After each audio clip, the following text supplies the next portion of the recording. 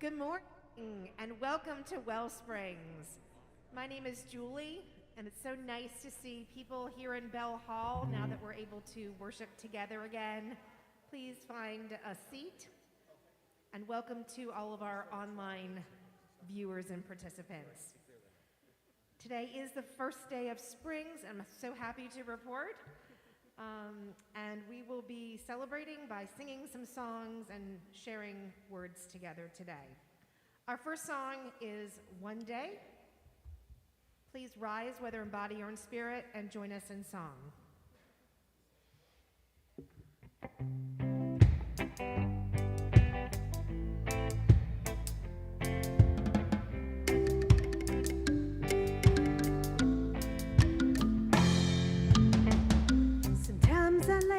Under the moon and thank God I'm breathing. Then I pray, don't take me soon, 'cause I am here for a reason. Sometimes in my tears I drown, but I never let it get me down. So when negativity surrounds, I know someday it'll all turn around. All my life I've been waiting for, I've been praying for the people to say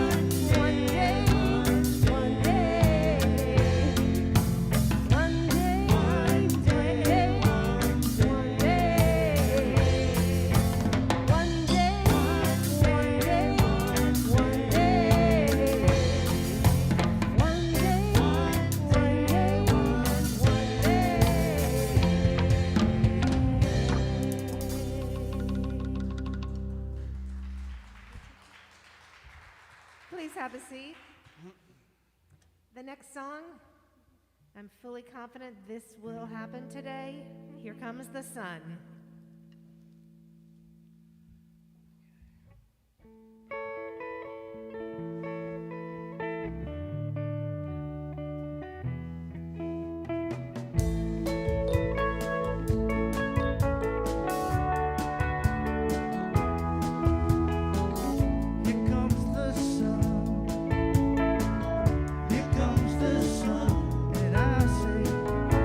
Alright.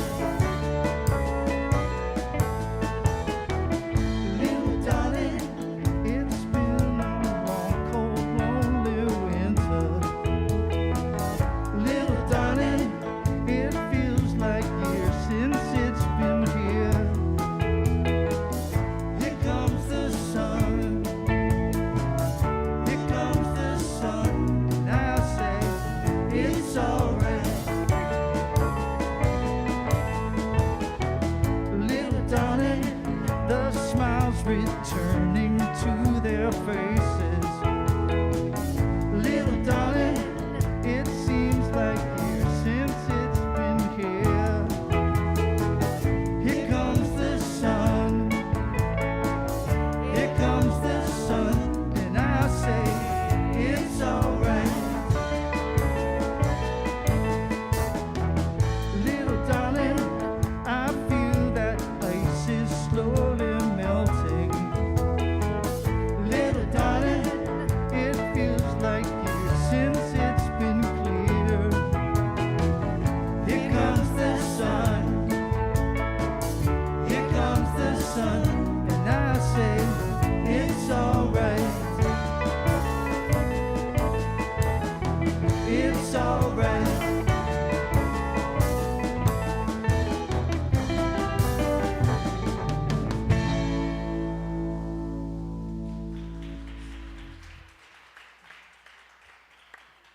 Please rise, whether in body or in spirit, and join us on our last song, Closer to Free. Yep. Give me that note.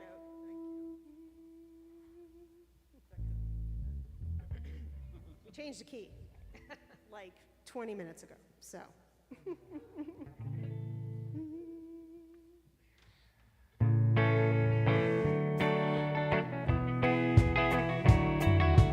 Everybody wants to live how they wanna live. Everybody wants to love like they wanna love. Everybody wants to be closer to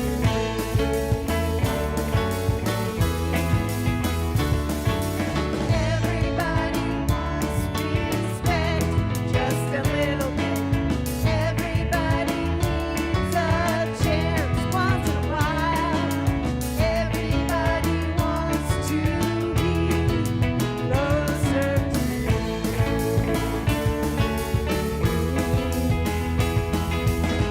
Everybody wants everybody to everybody Everybody needs to touch, now and then. Everybody wants a good friend. Everybody wants to be closer to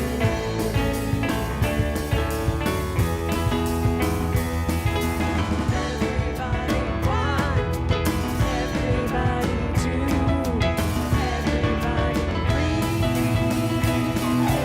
Everybody wants to live how they want to live. Everybody wants to love how they want to love. Everybody wants to be closer to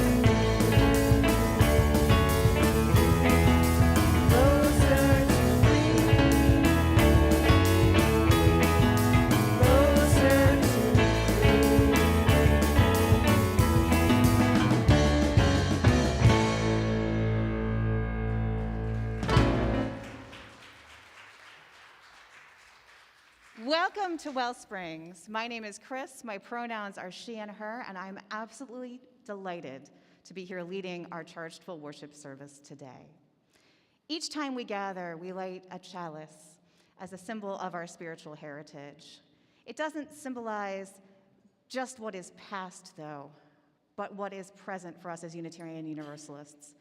That divine spark, that inner light that shines at the heart of each of our lives. So as we light our chalice today, may we share that light with each other and with the world. We've asked Kevin and Virginia to come up and light our chalice today, and after they've done so, we'll say the words on the screen together.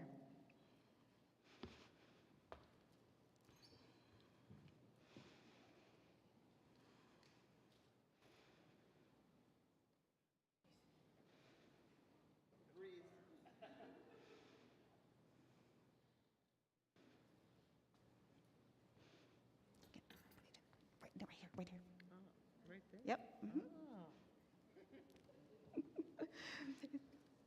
And together we say, let's chalice to celebrate the path lit before us, the warmth of kindness that shines from within us, and the radiance of wisdom that is shared between us and never goes out. Thank you both so much. And good morning. Our mission here at WellSprings is to be a community charged full with the charge of the soul. And in the midst of another week filled with some overwhelming headlines and my general feeling of being pretty helpless in the face of most of it, something caught my attention on social media. It's a quote from Karen Walrond, who said, "I will never apologize for embracing joy and beauty, even when the world is falling apart, because joy and beauty are my fuel for activism." I'll repeat that. I will never apologize for embracing joy and beauty, even when the world is falling apart, because joy and beauty are my fuel for activism. And now, if like me, you found yourself flinching just a little bit at that word activism, I absolutely love the way she defines it. An activist, she says, is anyone whose values lead them to purposeful action in the hopes of making the world brighter for others. Her conception of joy and beauty-filled, value-led, purposeful action for better sounds a lot like our community that is charged full with the charge of the soul, with a vision that we are called to make the world whole. So here's a question that I asked myself this week, and I'll pose it to you as well. Where are you finding joy and beauty in your life right now? Even when, especially when, the world is falling apart. May we all find ways to fuel ourselves so that we can better respond and know that we are doing so in community. In other words, may we be charged full with the charge of the soul.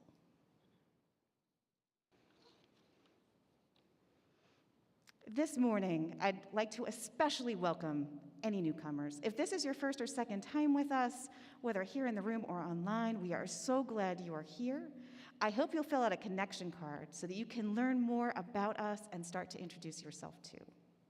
If you are watching from home, hi. There is a link to the online connection card in the description right below the video.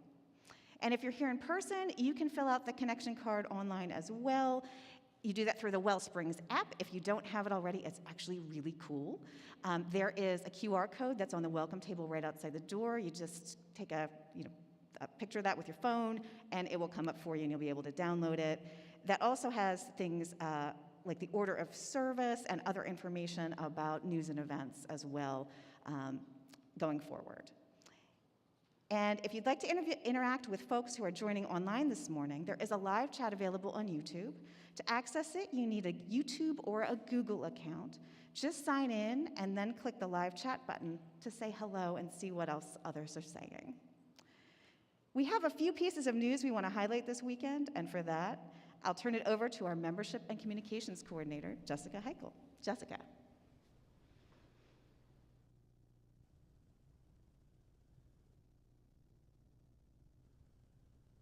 Hi WellSprings, my name is Jessica Heichel, and I have 3 announcements for you today. The first is to let you know that today, right after service, whether you are joining us in person or online, there is an opportunity for you to attend a WellSprings 1.0 session. This is for anyone who's interested in membership, and this will be happening starting around 11:15 today. If you're here with us today in Bell Hall, all you have to do is walk across the lawn to the Gresh Library, and we will be meeting there. And if you are joining us online, there is a link both in today's order of service and also in the chat where you can access the same exact session on a Zoom call. Second announcement is to let you know that today there is a special guest speaker for our online coffee hour if you're joining us for that. This is Linda Peduto talking about how she helps to construct and reconstruct homes. So very interesting discussion today, also taking place right after service online, and the link for that is in both the order of service and in the chat. Next up, I wanted to share a few tips with you about the Heartworks grocery card program. These are cards that are for sale that can be used at giant grocery stores or gas stations, and they are available to purchase each Sunday outside of Bell Hall. So look for the table with a Heartworks member who's selling these gift cards, and 5% of all proceeds go back to Heartworks to help fund their community outreach projects throughout the year. So I wanted to share a few tips on how best to do this. So tip number 1, it's best if you pay by check. We would love it if you could purchase these in person, so remember your checkbook. That is not something that I always have on me. And another way that you could do that is if you are not joining us in person, you can also mail a check to the WellSprings office at this address. Second tip to know is how these orders work. So currently it is March 20th, and we are taking orders for this next round of gift cards up through April 15th. Any orders that are received between now and April 15th will be delivered on May 1st. Any orders placed up through the 15th of the month are delivered on the 1st of the month. Another cool thing, you can order these gift cards, grocery cards, on a recurring basis. So if you know that you will be spending so much per month at Giant, you might want to consider doing it through the Heartworks grocery card program so that they can get basically free money sent to them from Giant for participating in this project. Thanks everyone for your continual support of Heartworks, and again, if you're interested in purchasing a grocery card today, look outside of Bell Hall or consider mailing a check into the WellSprings offices. Thanks everyone, and I'll see you next week. Thank you so much, Jessica. At WellSprings, the foundation of all that we do is rooted in the power of connection, of making space in our hearts and in our lives for each other. And this is the part of our service where we honor that connection by greeting one another. So if you're joining from home, take a moment now to share a greeting in the live chat, or maybe say hello in WellSprings Oasis, our private group on Facebook. If you're here in Bell Hall, you also might consider posting on Oasis to connect with those outside of these walls. And finally, a reminder to those of us in the room, please do ask before hugging or approaching closely, as some of us are more comfortable with a fist or an elbow bump these days. And if you prefer to keep distance from others, please just remain seated, and that will be our cue to give you a friendly wave from afar. With gratitude for all the ways we might connect, please greet one another now.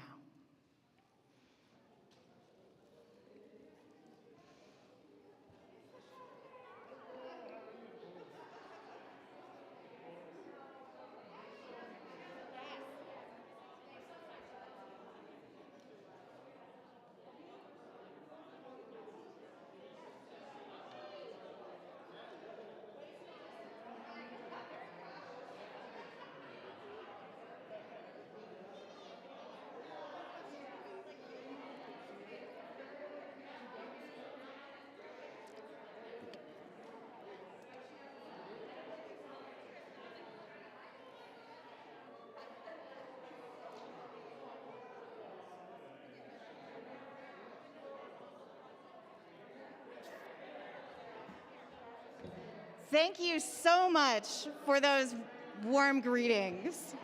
And as always, you are all invited to continue your conversations in coffee hour, which will take place here, right outside on the patio. If you're joining from home, we also have a Zoom coffee hour at 11 a.m. that you just have to click the Zoom link in the video description to join. That link will also be posted in our chat towards the end of the service. And for those of us here in the room, be sure to check out the Zoom coffee hour stations outside, right on the patio by the coffee. You can drop in and say hello to those that are participating online today. I invite you now into our time of generosity, an opportunity to express our gratitude for the ways this spiritual community has an impact on all of our lives. If you feel the value of our WellSprings community right now, we really hope you'll share a gift with us. If you'd like, you can use your phone to give, whether you're watching online or here in the room. Just text WSPRINGS to 73256. Our greeters will also be bringing hats around for those here who wish to donate by hand. You can also always drop a check or cash donation into the box outside on the welcome table on your way out today. Thank you for all of the ways your gifts support WellSprings. Our offering will now be gratefully received.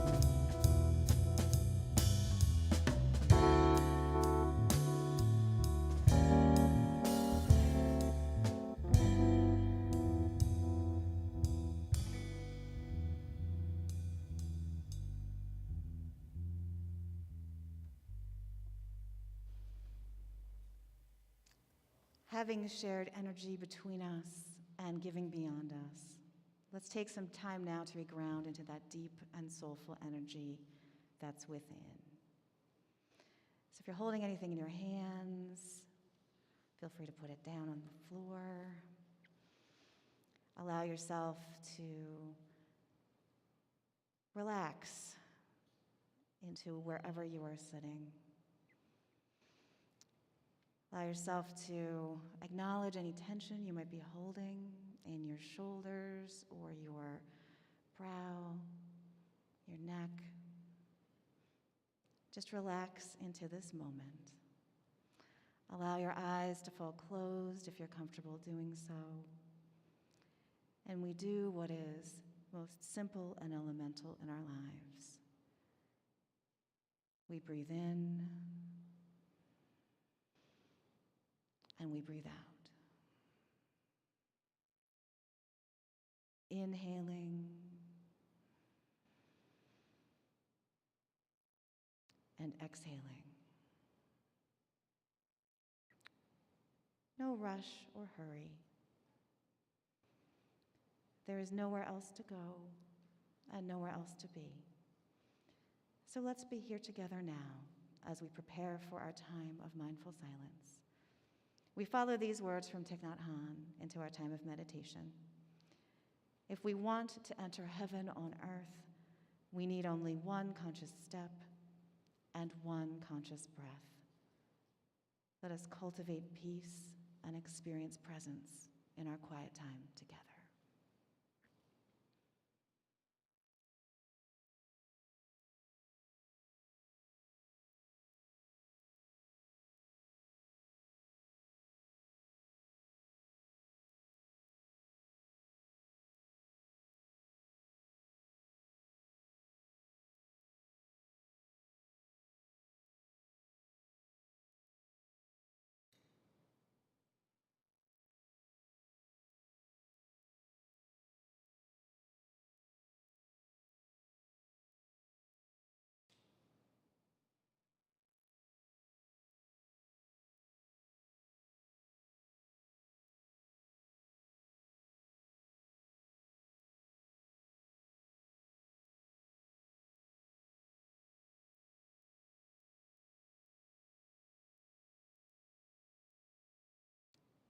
Wherever it is that we are, whatever it is that we're doing, however we're feeling, may we always remember that peace and presence are always as close to us as is our own breath. May this be so for you this moment. May it be so for you this day. May it be so for you in the days to come. And may it be so for all of us. And now, I'd like to invite all of our congregation's children to join our staff and volunteers in the back of the room for their time of fellowship in Youth Spirit. Youth Spirit is meeting outdoors, weather permitting, so please send them off with jackets as needed. Grown-ups, please don't forget to pick up your children from Youth Spirit when this service is over. If you don't see them outside, they'll be in the cafeteria, which is the building immediately to the right as you exit, right behind the amphitheater. And now for our next song. Please rise, whether in body or in spirit.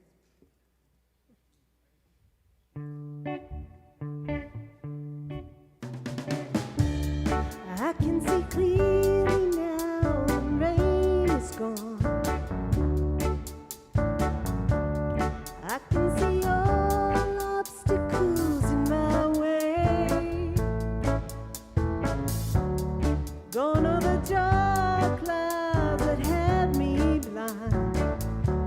It's gonna be a bright, bright, sunshiny day. It's gonna be a bright, bright, sunshiny day.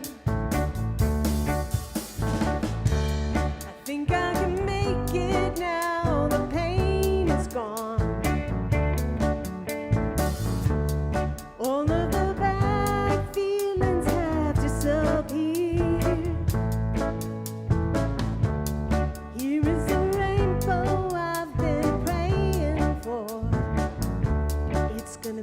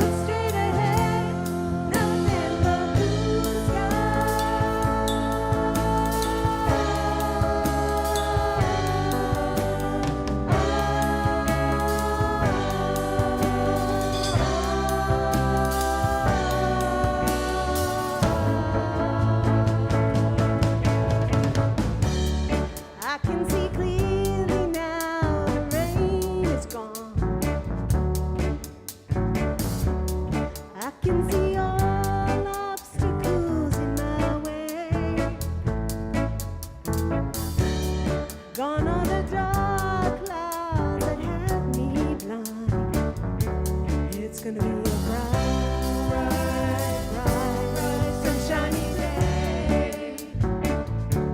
It's gonna be a bright, sunshiny day. It's gonna be a bright, sunshiny day.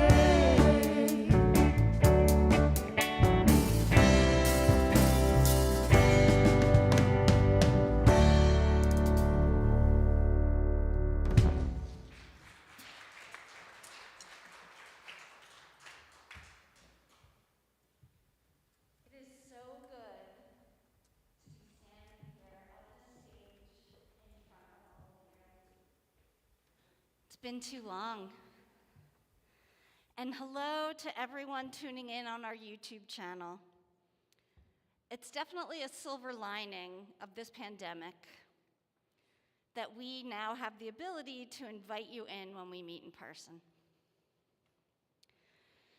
The last time I stood up here to preach was February 16th of 2020. Seems like a lifetime ago. The title of my sermon that day was Embracing Vulnerability. I had no idea how vulnerable we were about to become. In that sermon, I talked about how I had recently left my career of almost 30 years and was in the middle of building a new child care center. I had spent almost a year in this place of transition.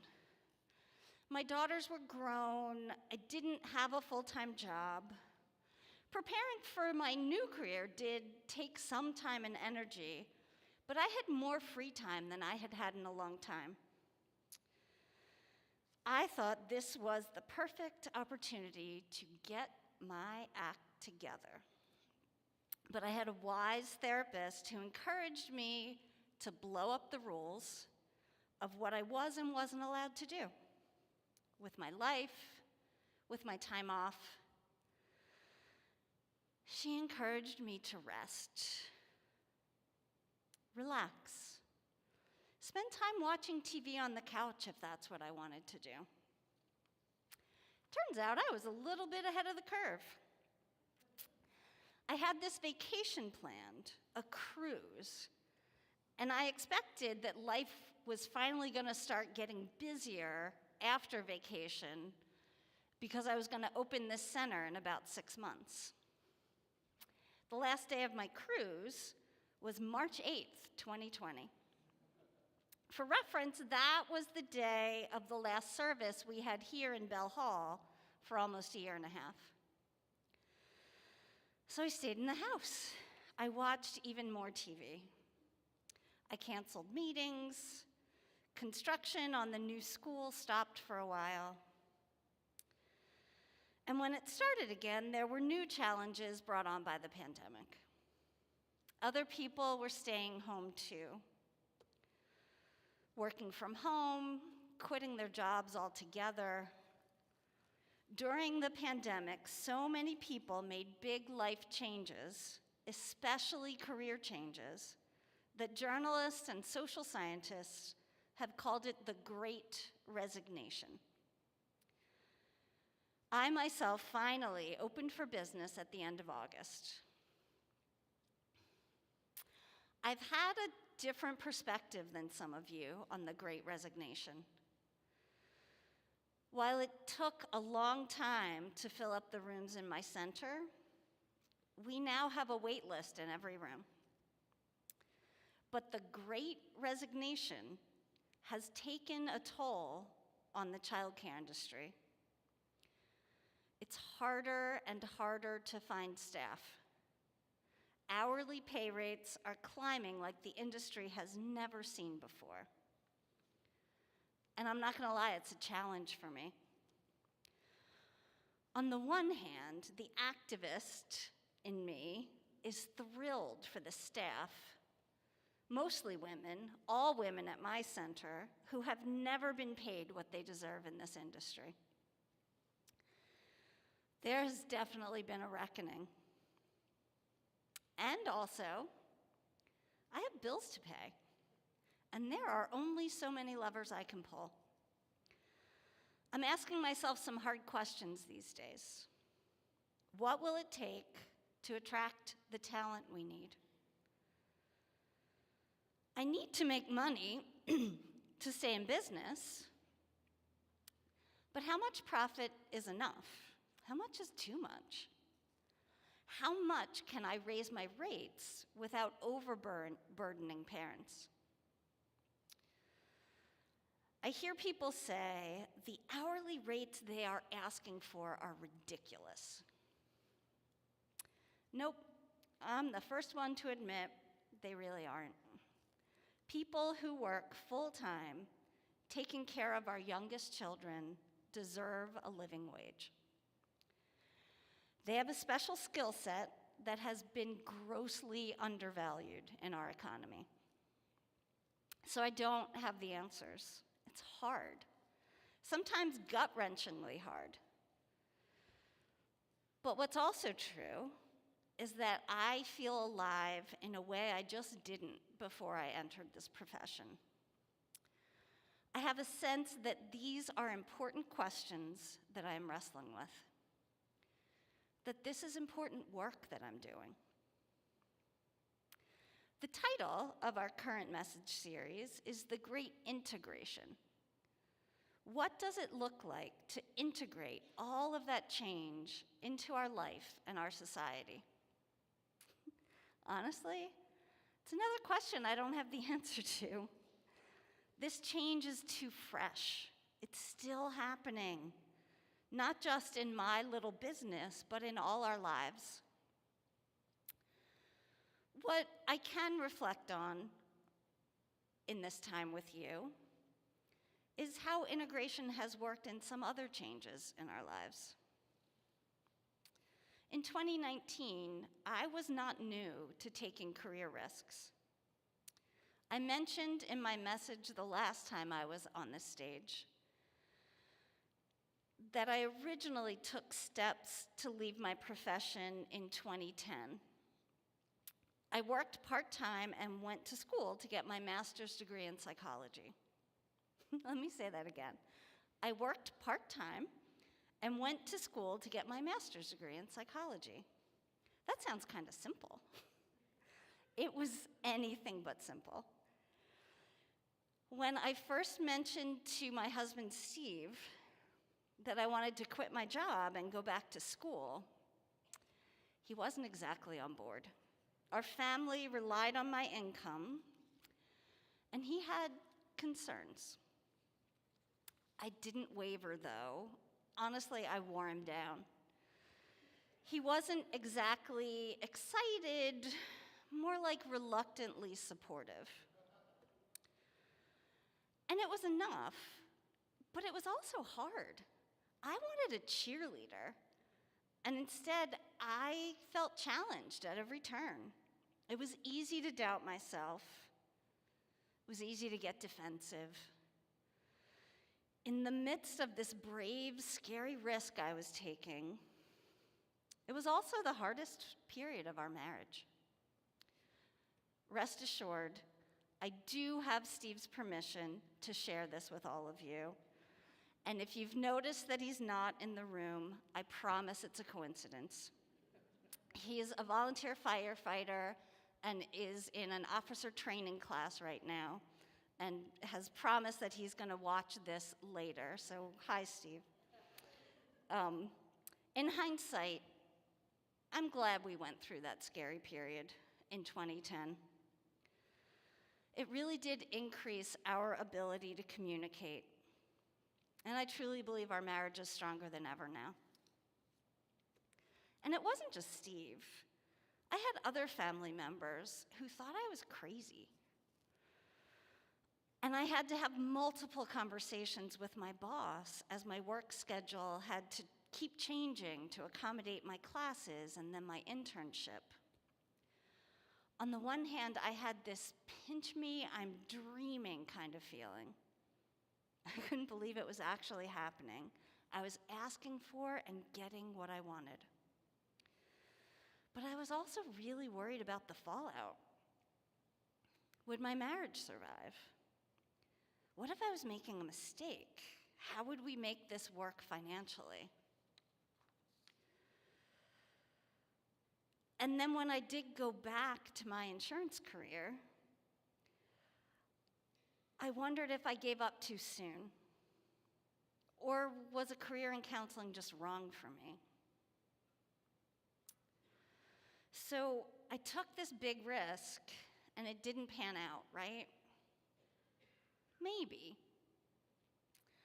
I did have moments of wondering whether I did the right thing when I abandoned my counseling career and went back full-time to my insurance career. But you know, I don't ever remember feeling any regret about the risk I took when I cut back to pursue my degree. I learned so much about myself and what I'm capable of. It reminds me of the Robert Frost poem, The Road Not Taken, especially the last line. Two roads diverged in a wood, and I took the one less traveled by, and that has made all the difference. Taking the well-worn road kept me in a career for 30 years that I honestly knew from year one wasn't a good fit.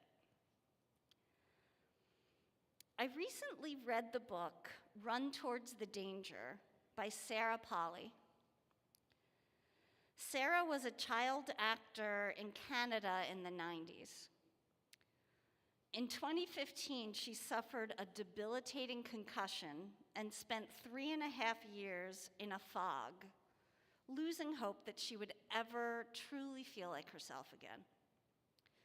She got lots of advice, including from doctors, and it was all contradictory. She writes, "The advice combined is, lie in a dark room, don't lie in a dark room. Less screen time, no screen time. Go outside, take it easy. Do nothing for 3 weeks. Don't do nothing for 3 weeks. Go for a walk. Stay in bed and nap as much as you can. Take a break from anything and everything when you get symptoms." She wondered if she would ever get better.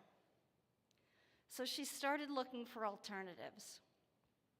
She improved for a while, but then regressed to debilitating headaches and fog. Finally, she heard about a clinic in Pittsburgh. And she was warned by the experts in her life that the doctor at this clinic was an expensive snake oil salesman. But she was desperate and ready to try anything. The doctor at the clinic made the case that her particular type of concussion affected the part of her brain that controls emotional functioning. It was creating a communication loop with her anxiety that was keeping her stuck. He suggested that she had been accommodating the concussion in hundreds of ways, and her job was to strip them away so that her brain could reacclimate. Where others had told her to relax in a quiet, dark room when she started to feel symptoms, this doctor suggested that avoiding symptoms was feeding her anxiety and advised her to run into the discomfort instead of away from it. He encouraged her to suffer through the uncomfortable symptoms to push how much her brain could tolerate. He said, "If you remember only one thing from this meeting, remember this: run towards the danger." She followed this radical advice, and after 3.5 years of nothing seeming to work for long, she was back to herself within 6 weeks. Run towards the danger became a metaphor for her life. She started to greet and welcome the things she had previously avoided. The book she wrote is a collection of essays about her life. A lot of it about the trauma of growing up as a child actor after the loss of her mother at the age of 11. Telling the stories she had avoided helped her to integrate them into her adult life, and they became lighter and easier to carry. Take the road less traveled, run towards the danger. Good advice for Sarah Polly. Good advice for me too. Running towards those uncomfortable conversations with my husband and with my boss helped us to emerge stronger. And I find myself now running towards those hard decisions about what to pay my staff, what to charge my families. It makes me think of a conversation I had with my oldest daughter, Miranda. I expected her, like most people I know, to spend her senior year of college applying for jobs where she could use her degree. She didn't. She couldn't. She had 2 summer internships that convinced her that a desk job was not what she wanted in life. To be sure, the voices in my head were telling me that she was making a mistake. But then, she told me that she had watched me complain over the years about how unhappy I was and how trapped I felt, and she wanted something different for herself. How could I argue with that? So she took a job at the climbing gym, and she was really good at it. I watched her gain confidence in her ability to interact with people in that role. And then a year after she graduated, she decided that she did want more, a higher paying job in her field with benefits. She found a job where she could balance the desk work with field work, and she's doing well. She recently started a master's program, and she still climbs several times a week. I'm glad she didn't take the road I expected her to take. I think she's better off for it. And I'm glad she paid attention to the parts of that road that weren't working for her. She changed her mind. She found a way to make it work. And when my youngest daughter, Stephanie, was 14 years old and in the 8th grade, she approached me about applying to private schools for high school instead of staying in the local school district. This was when I had just made that decision to start working part-time. So yeah, we couldn't afford to send her to private school. But something in me could not just say no. You can't pursue your dream because I'm pursuing mine. So I encouraged her to look for scholarships. And looking for scholarships led her to branch out and look for private boarding schools that weren't local. So long story short, my little girl spent her high school years 4 hours away at a boarding school in upstate New York. Talk about the road less traveled. And people used to say to me, "But aren't you going to miss her?" I hated that question. Of course I missed her. It was so hard for me to let her go. And you know what? It was hard for her too. I often think life would have been easier for her if she had just stayed home with us. And in truth, we would have welcomed her with open arms if she decided it was too hard and she wanted to come home. but she didn't. She pushed through. She ran towards the danger. I can't speak for her, but I don't regret sending her off for high school. She had always been a good student, but being at boarding school really honed her work ethic and paved the way for academic success on a higher scale.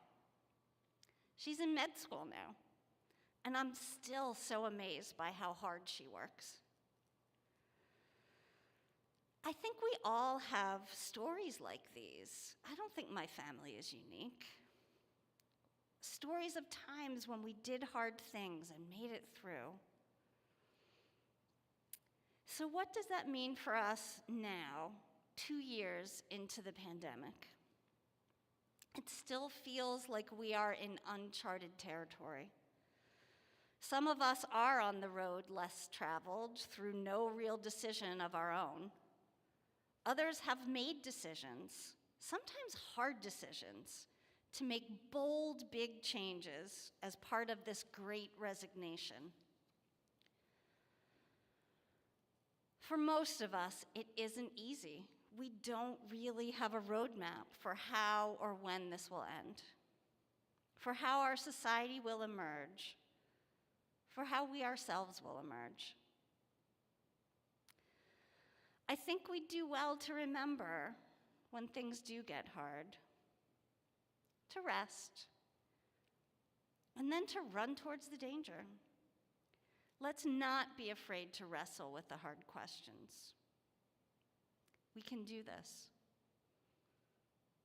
We are doing this. Amen.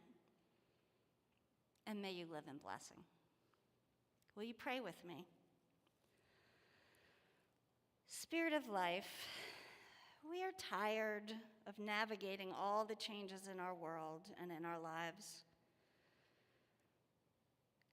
May we find rest, and may we find strength to carry on and face these challenges as we continue to strive to make the world whole.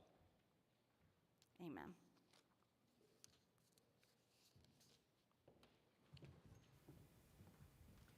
Please rise, whether in body or in spirit, for our final song today, Better Way.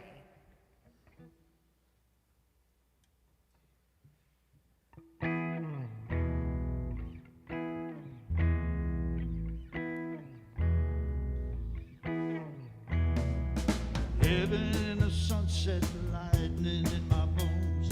Push me to the edge, but my will is strong. 'Cause I believe in a better way. Fools will be fools and wise will be wise. I will look this world straight in the eyes. 'Cause I believe in a better way. I believe